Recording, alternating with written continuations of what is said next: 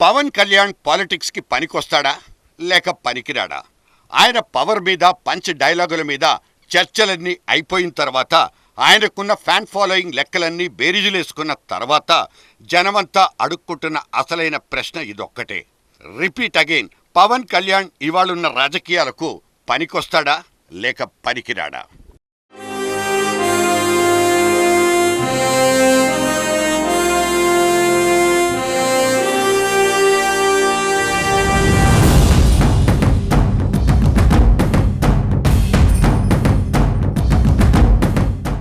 జనసేన పుట్టి దాదాపు 2.5 ఏళ్లు.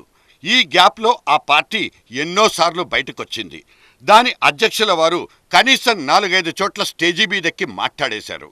అయితే జనసేన సెట్స్ మీద నడిచిన ప్రతి సీను ఇంట్రడక్షన్ సీన్ లాగే కనిపిస్తోందని కొంతమంది అంటే, కాదు కాదు క్లైమాక్స్లా ఉందంటూ సెటైర్ లేసిన వాళ్ళు కొంతమంది. కాకినాడ సభలో కళ్యాణ్ బాబు కనపరిచిన అపరిమితమైన భావోద్వేగాల్ని చూసిన తర్వాత ఎవ్వరైనా సరే ఈ విధంగా కమిట్ అయితే తప్పులేదు కూడా.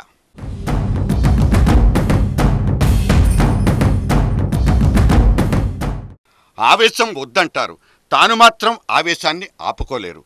రెచ్చగొట్టడానికి రాలేదంటూనే తాను మాత్రం పూర్తిగా రెచ్చిపోతారు. బంధులకు వ్యతిరేకం కాదనేది ఆయనే, కానీ బంధులు చేసి కష్టపడొద్దంటూ సలహా ఇచ్చేది కూడా ఆయనే.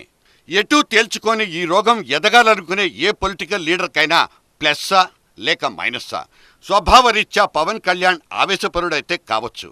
ఆవేశానికి ఆలోచనకు మధ్య ఆ బ్యాలెన్సింగ్ యాక్ట్ కుదరనప్పుడు పబ్లిక్ లైఫ్లో మనుగడ సాధించడం చాలా చాలా కష్టమన్నది కనీస రాజకీయ ఇంగితం. అయినా మన రాజనీతి చరిత్రలో అతివాదానికి చోటెక్కడా? ఆవేశాలు గెలిచిన దాఖలాలెక్కడ? తెలుసో తెలియకో పవన్ కళ్యాణ్ రిపీటెడ్గా చేస్తున్న తప్పైతే ఒకటుంది. తెలుగు రాష్ట్రం విడిపోయిందన్న సంగతిని జనం దాదాపుగా మర్చిపోయారు. ఎవరి బతుకులు వాళ్లు బతికేస్తున్న పరిస్థితి. హైదరాబాద్ను కోల్పోయామన్న బాధ నుంచి అమరావతిని నిర్మించుకుందామన్న కమిట్మెంట్లోకి జనం ట్రాన్స్ఫర్ అయి చాలా రోజులైంది. ఇప్పుడు మళ్లీ విభజన ముందటి భావోద్వేగాల్ని పదే పదే గుర్తు చేయడం, ఆంధ్ర తెలంగాణ జనాల మధ్య తేడాల్ని ఎత్తి చూపడం పవన్ అడాప్ట్ చేసుకున్న ఒకానొక అవుట్డేటెడ్ థియరీ. సరిగ్గా ఇక్కడే ఇంకో మాట, పార్ట్ టైం పాలిటిక్స్ అనే కాన్సెప్ట్ మీద కూడా ఇంకాస్త వర్కౌట్ చేస్తే బెటర్. తన సినిమాలు తాను చేసుకుంటూనే కేవలం షార్ట్ గ్యాప్లో మాత్రమే జనం గురించి మాట్లాడతానంటున్న పవన్ స్టేట్మెంట్లో క్రెడిబిలిటీ ఎంత?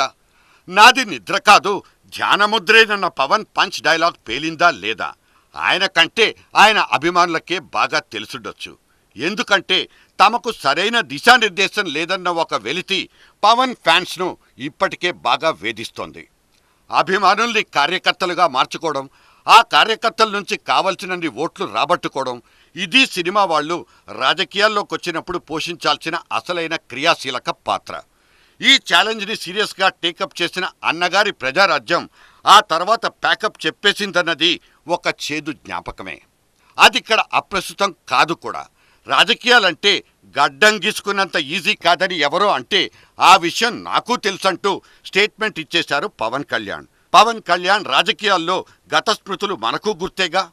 ఒక్కసారి పవన్ పొలిటికల్ రీళ్ల మీద రీప్లే నొక్కితే పంచెలుడదీసి కొడతానన్న పంచ్ డైలాగులు, తాటి చెట్టు కింద జనంతో కలిసి ముంతకల్లు తాగిన సీన్లు ఎన్ని లేవు.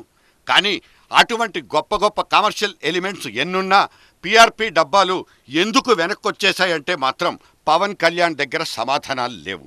జీవితాన్ని కాచి వడబోచానంటున్న పవన్ కళ్యాణ్కి, వేల కొద్దీ పుస్తకాలు చదివి సమాజాన్ని అర్థం చేసుకున్న పవర్ స్టార్కి జనం కష్టాల్ని తీర్చాలన్న కమిట్మెంట్ ఉండడంలో ఆశ్చర్యాలు లేవు. ఆ కమిట్మెంట్ను వ్యక్తపరచాలన్న తాపత్రయం కూడా గొప్పదే కావచ్చు. కానీ దానికి తానెంచుకున్న ఓల్డ్ థియరీలే సరిగ్గా అతకడం లేదన్నది సమీక్షకుల మాట. కానిస్టేబుల్ కొడుకునని, కష్టపడి పైకొచ్చానని పదే పదే చెప్పుకుంటూ తన వ్యక్తిత్వాన్ని అదే పనిగా ఎలివేట్ చేసుకోవడమనే ఆ ఏకోవాదాన్ని జనం ఎంతో కాలం జీర్ణించుకోలేరు. ఎందుకంటే మాటకు ముందే ఈలలేసి ఎంకరేజ్మెంట్లు ఇచ్చే అభిమానులే కాదుగా జనమంటే. అయితే మాకేంటంటూ నిలదీసేవాళ్లు కూడా అదే జనంలో ఉంటారన్నది వాస్తవం.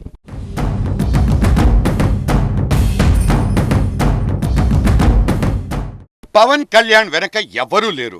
వెనకుండి ఒకరు నడిపిస్తే తప్ప నడవలేని అవిటోడేవి కాదు. పవన్ కళ్యాణ్ పిలుపునిస్తే మాత్రం జనం పోటెత్తాల్సిందే.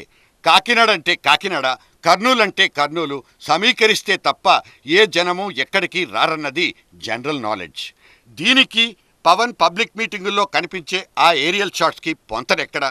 ఈసారి కొత్త విషయం ఏదైనా చెప్పేస్తారని, కుత్తుకలు కోసి పారేస్తారని పెద్ద పెద్ద శాల్తీలే బీపీ టాబ్లెట్లు వేసుకుని టీవీల ముందు కూర్చుంటే అక్కడ ఎప్పట్లాగానే మళ్ళీ చిన్న చిన్న వాళ్ల మీదే పంచ్ డైలాగులు. పాచిపోయిన లడ్డూలు ఇచ్చిన వాళ్లను చాచి కొట్టారు. ఆ లడ్డూల్నే ఆబగా లాక్కుని నోట్లో వేసుకున్న వాళ్లను మాత్రం ఆయన ఎందుకు వదిలిపెట్టేసినట్టు?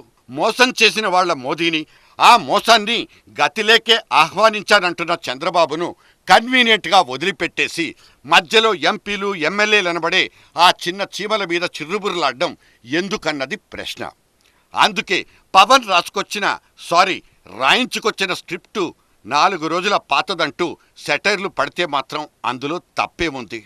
సమర్థించడమా లేక చావగొట్టడమా? ఏదో ఒకటి తేల్చుకున్నప్పుడే కొద్దో గొప్ప క్లారిటీ ఉన్నట్టు. అటువంటి క్లారిటీలు పూర్తిగా మిస్ అయిపోవడం వల్లే పవన్ మీటింగులన్నీ మూసపోసినట్లు ఒకేలా అనిపిస్తున్నాయా? రాజకీయాలు కుళ్ళిపోయిన మాట వాస్తవం. అయితే అటువంటి కుళ్ళు రాజకీయాల్ని కడిగి పారేద్దామంటూ సాగే ఊకదంపుళ్ళు ఇంతకుముందు చాలామంది దగ్గర జనం వినేశారు. అలా ఆవేశపడ్డ వాళ్లకు జనం నుంచి దక్కిన రాజపూజ్యాలంటూ కూడా ఏమీ లేవుగాక లేవు. కష్టాలు, కడుపు మంటలంటూ ఎప్పట్నుంచో పాటలెత్తుకున్న కమ్యూనిస్టులు సైతం నోళ్లు నొప్పెట్టి ఓ మూలకు సాగలపడ్డ బాపతే. చివరిగా చిన్న మాట, నీ మనసు మంచిదే కావచ్చు, నీ ఆలోచనలు మంచివే కావచ్చు, కానీ వాటిని బయట పెట్టడానికి నువ్వు పడిపోతున్న ఆవేశమే జనాలకు అర్థం కావడం లేదేమో. Think about it.